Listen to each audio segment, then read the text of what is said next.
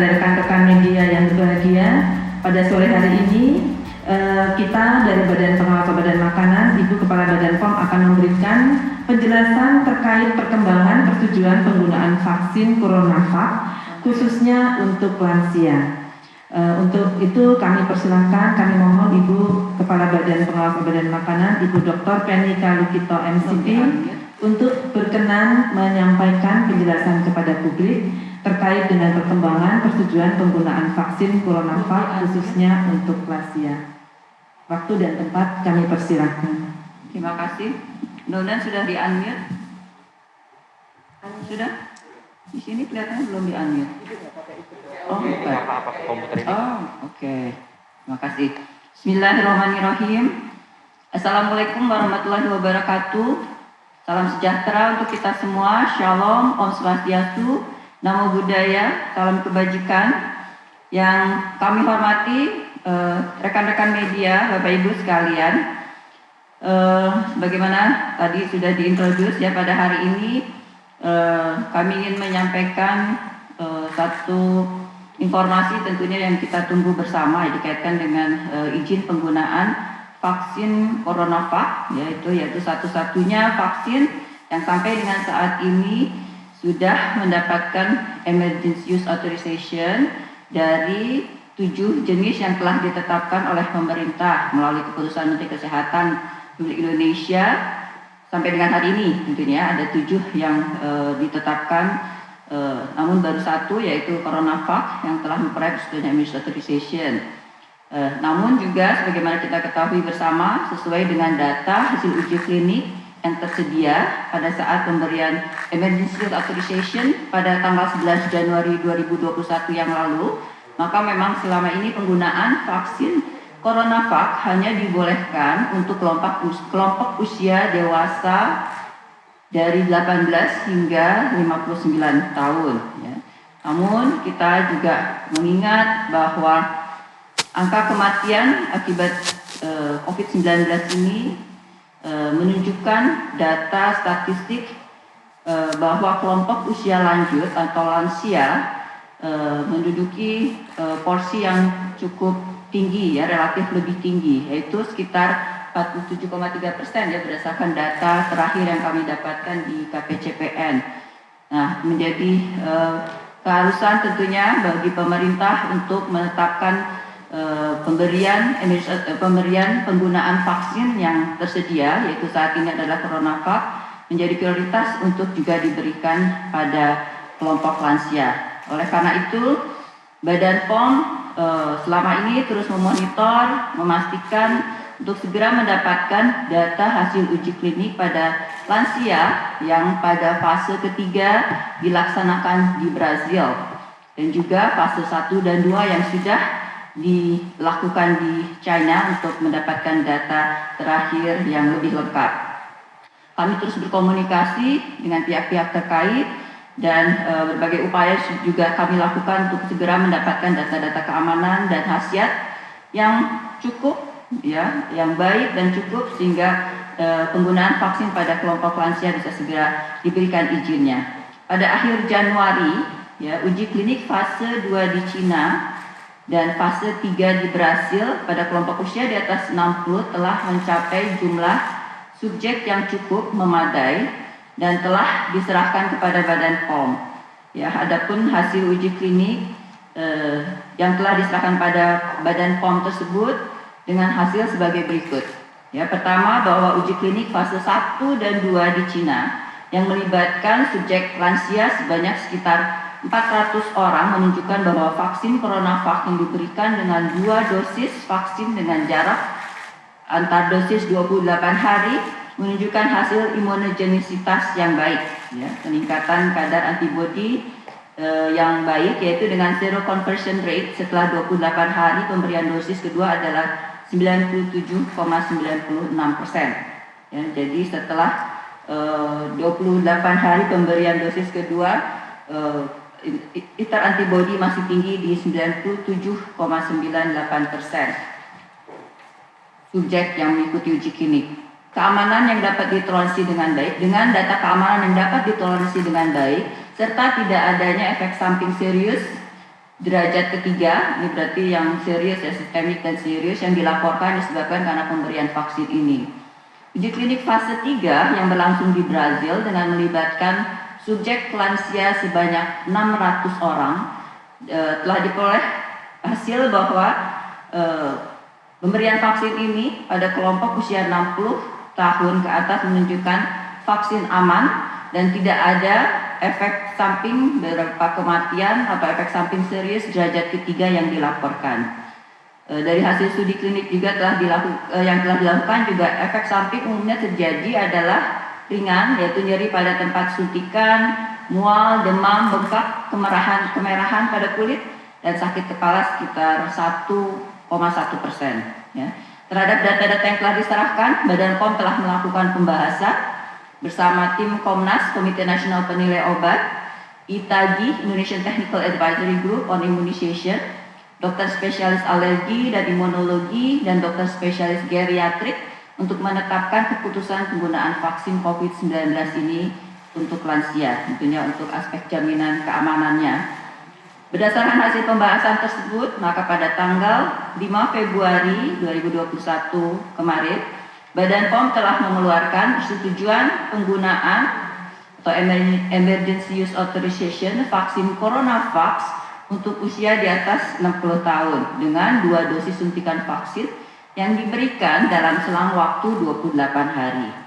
Mengingat bahwa populasi lansia merupakan populasi berisiko tinggi, maka pemberian vaksin ini juga harus dilakukan secara hati-hati. Kelompok lansia cenderung memiliki berbagai komorbid atau penyakit penyerta yang harus diperhatikan dalam penggunaan vaksin ini. Oleh karena itu, proses screening menjadi sangat kritikal, sangat penting sebelum dokter memutuskan untuk memberikan persetujuan vaksinasi. Badan POM telah mengeluarkan informasi untuk tenaga kesehatan atau fact sheet yang dapat digunakan sebagai acuan bagi tenaga kesehatan dan vaksinator dalam melakukan screening sebelum pelaksanaan vaksinasi. Di samping itu, manajemen risiko juga harus direncanakan dengan sebaik-baiknya sebagai langkah antisipasi mitigasi risiko apabila terjadi kejadian ikutan pasca imunisasi, ya. Risiko-risiko tersebut perlu kita antisipasi apa yang akan terjadi. Apabila terjadi hal yang tidak diinginkan setelah pemberian vaksin, maka penyediaan akses pelayanan medis dan obat-obatan untuk penanganan kejadian ikutan pasca imunisasi yang serius yang mungkin saja terjadi harus menjadi perhatian bagi penyelenggara pelayanan vaksinasi untuk lansia. Kesiapsiagaan petugas kesehatan di lapangan merupakan hal yang penting, apalagi akan memulai pelaksanaan vaksinasi pada kelompok lansia. Dengan telah diterbitkannya persetujuan vaksin untuk populasi lansia, diharapkan angka kejadian infeksi dan angka kematian lansia akibat infeksi SARS-CoV-2 coronavirus disease 19 ini dapat menurun. Selain dari pemberian indikasi untuk kelompok lansia, Badan POM juga memberikan persetujuan untuk alternatif durasi pemberian pada 0 dan 28 hari untuk populasi dewasa 18 sampai 59 tahun yang menjadi alternatif penggunaan pada kondisi rutin di luar kondisi pandemik, ya. Meskipun durasi pemberian dengan demikian tadi, ya, ini adalah untuk kondisi rutin, ya, di luar kondisi pandemik. Jadi pada meskipun durasi pemberian 0 dan 28 hari menunjukkan imunitas yang baik, tetapi dalam masa pandemik ini disarankan untuk menggunakan jadwal 0 dan 14 hari. Ini adalah untuk mendapatkan manfaat atau proteksi perlindungan yang cepat karena pembentukan antibodi optimal adalah 14 hari setelah dosis kedua, ya. Jadi karena sekarang situasinya pandemi, tentunya perlu perlindungan secepatnya. Badan POM senantiasa berupaya untuk menjamin keamanan khasiat dan mutu vaksin yang digunakan dalam program vaksin COVID-19 ini untuk dapat mencapai tujuan terbentuknya herd immunity sebagai upaya kita keluar bersama-sama dari kondisi pandemi COVID-19. Setelah menyetujui vaksin CoronaVax ini, Badan POM akan mengevaluasi beberapa vaksin.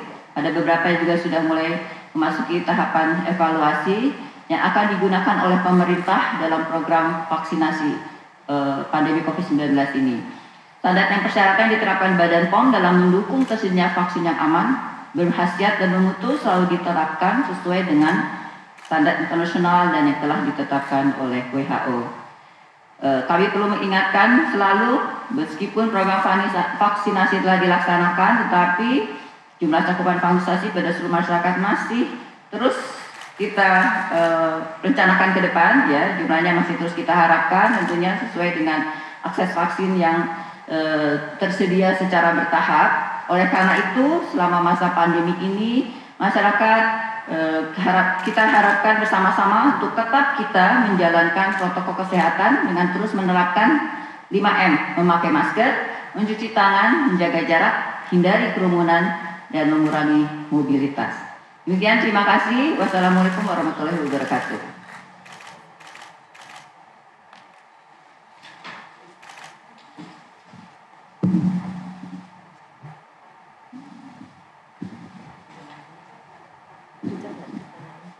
Ya, silakan. Rekan-rekan media, apakah ada yang ingin mengajukan pertanyaan? Kami persilahkan, bisa langsung raise hand atau langsung menyampaikan. Mungkin pertanyaan tidak terlalu banyak yang bisa kami jawab pada hari ini, tapi pertanyaan bisa disampaikan ke Badan POM dan akan nanti dijawab secara tertulis ya oleh tim dari Badan POM. Silakan apabila ada waktu untuk 3 pertanyaan. Silakan dari Straits Times yang sudah raise hand. Bacakan aja.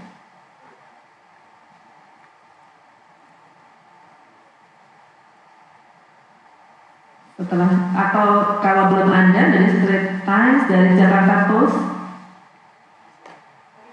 Gimana caranya? Caranya gimana? Inilah press conference daring. Pertanyaannya tertulis. Oh, harusnya bisa bicara kayaknya. Silakan.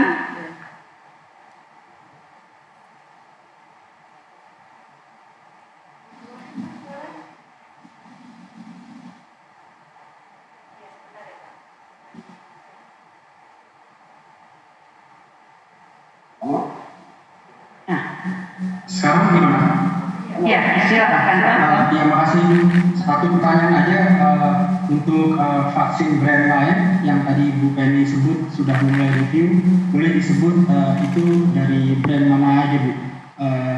Antara lain, dan mungkin dikasih penjelasan yang sudah ada hasilnya, hasil review dari BPOM. Terima kasih Bu. Baik, terima kasih. Sudah ada beberapa yang berproses, yaitu AstraZeneca, Sinopharm, dan Novavax. Itu sudah berproses karena memang sudah ada komitmen dengan pemerintah sehingga prosesnya sudah bisa berjalan. Tapi hasilnya tentunya belum ya, karena kita masih berproses.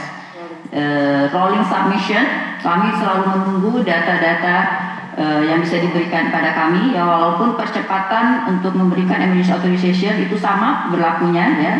Secepatnya data sampai ke kami, janji kinerja kami adalah paling lama 20 hari kerja, itu setelah lengkap ya, tapi bisa rolling submission, jadi data apapun diberikan dan kita bertahap. Paling lama adalah 20 hari kerja. Ya, tanya lain? Cukup Pak. Baik, yang raise hand dari Jawa Post.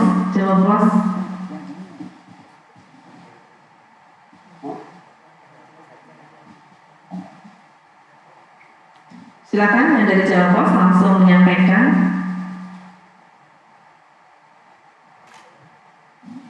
Jakarta Post.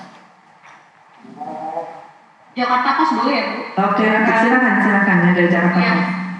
sore Bu, saya ingin tanya untuk data di Brazil itu sebenarnya untuk subjek lansianya mereka ada berapa ya Bu?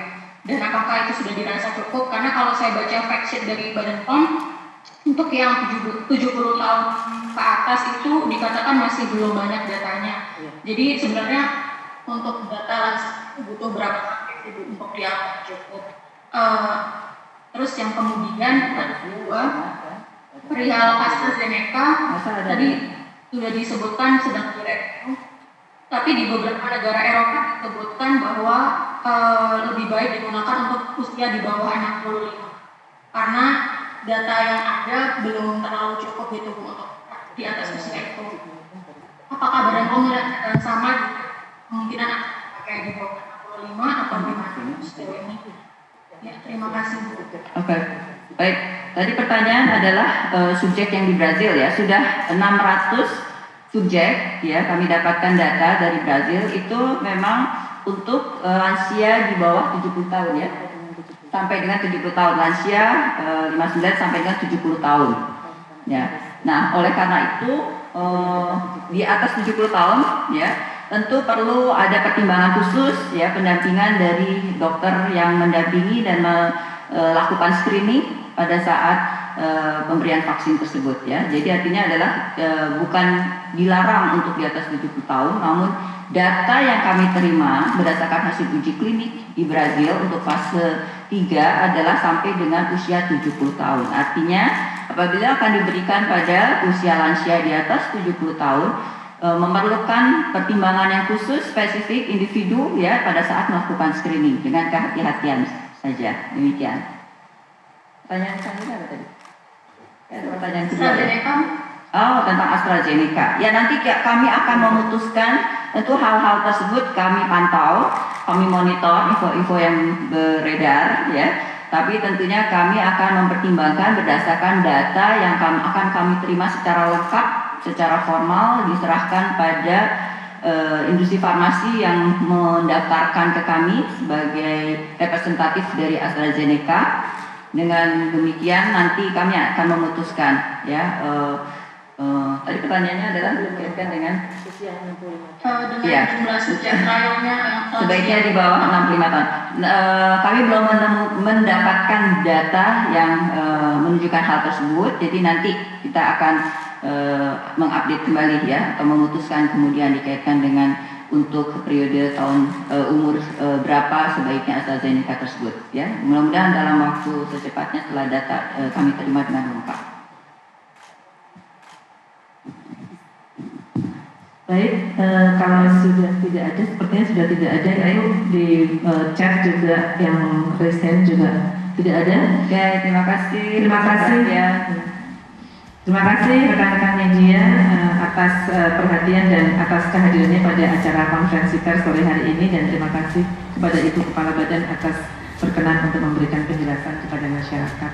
Terima kasih. Terima kasih.